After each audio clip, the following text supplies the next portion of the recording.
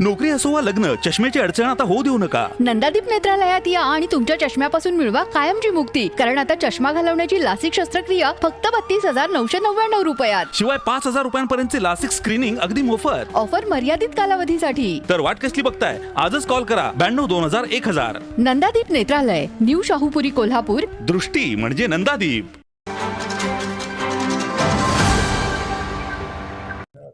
नमस्ते, मी किशोर जामदार, कोल्हापूर जिल्हा कॉन्ट्रॅक्टर असोसिएशनचा अध्यक्ष. गेले 1 महिने झाले आमचे कोल्हापूर जिल्ह्यामध्ये कॉन्ट्रॅक्टरचे जे आंदोलन चालू आहे 15 एप्रिल 2026 पासून जवळपास 1 महिना झालेला आहे. याच्या अनुषंगाने आम्हाला लोकप्रतिनिधी माननीय अशोकराव बापू माने साहेब यांनी आज कोल्हापूर जिल्हा सर्किट हाऊस येथे सर्व कॉन्ट्रॅक्टर असोसिएशनला निमंत्रित करून आंदोलन बंद करण्याबाबत आम्हाला निमंत्रित केले होते. त्या निमित्ताने आम्ही सर्व कॉन्ट्रॅक्टर इकडे जमलो होतो. सर्व विभागातील ठराविक कॉन्ट्रॅक्टर आम्ही जमून त्यांच्याशी चर्चा केली. त्यामध्ये माननीय आमदार महोदय यांनी जे चाललेलं आंदोलन आहे, 1 महिना आंदोलन तुमचं झालेलं आहे, तर याच्या अनुषंगाने त्यांनी माननीय मुख्यमंत्री साहेब यांच्याकडे आपल्या निधीसाठी तसेच आम्हाला वेळ देण्यासाठी त्यांनी तिकडे पत्रव्यवहार केलेला आहे. त्याचबरोबर त्यांनी पत्रव्यवहार करत असताना जो काही निधी आहे तो लवकर उपलब्ध करून देतो म्हणून त्यांनी आम्हाला आश्वासित केलेलं आहे.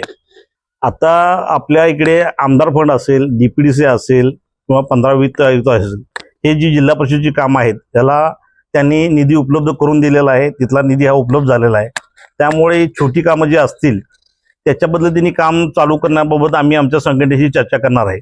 परंतु आपला सार्वजनिक बांधकाम विभाग, त्याच्याबरोबर पाणी पुरवठा विभाग, जलसंपदा विभाग, जलसंधारण विभाग, हे जे मोठे विभाग आहेत ज्याला निधी हा राज्य शासनाचा व केंद्र शासनाचा लागू होतो, तो कुठल्याही प्रकारे ठोस आम्हाला मिळालेला नाही. जरी आम्हाला लोकप्रतिनिधींनी आम्हाला आश्वासन केले असले तर त्याच्याबद्दल कुठलीही ठोस आश्वासन आमच्याकडे आलेलं नाही. परंतु लोकप्रतिनिधींचा मान आम्ही पकडून आम्ही सर्व कॉन्ट्रॅक्टर असोसिएशनचे आमच्या सर्व विभागातील ठेकेदार बसून आम्ही या 2 दिवसामध्ये निर्णय घेणार आहे आणि सोमवारी आम्ही आमची जे काही निर्णय आहे तो आम्ही जाहीर करणार आहे. याच्यामध्ये सरकारने काय केलेलं आहे, वेगवेगळ्या विभागातर्फे वेगवेगळी भूमिका घेतलेली आहे. जसं पाणी पुरवठा विभागाला माननीय मंत्री महोदयांनी आम्हाला वेळ दिला, त्याच्याबरोबर सचिवांनी आम्हाला वेळ दिला, त्यांनी केंद्राचे पैसे येणार आहेत म्हणून आम्हाला सांगितलेलं आहे.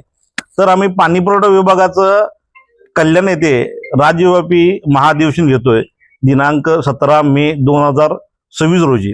ज्याच्यामध्ये पाणी पुरवठा विभागाची चर्चा होईल आणि त्याच्यानंतर आमच्या आंदोलनाचे मार्ग ठरतील.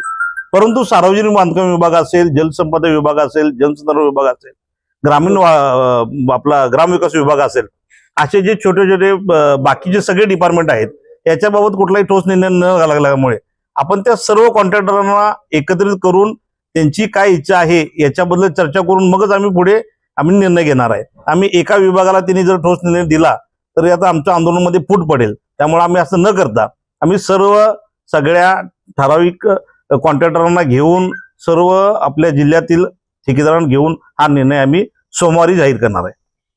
ताज्या घडामोडी पाहण्यासाठी माझा महाराष्ट्र न्यूजला आजच सबस्क्राईब करा.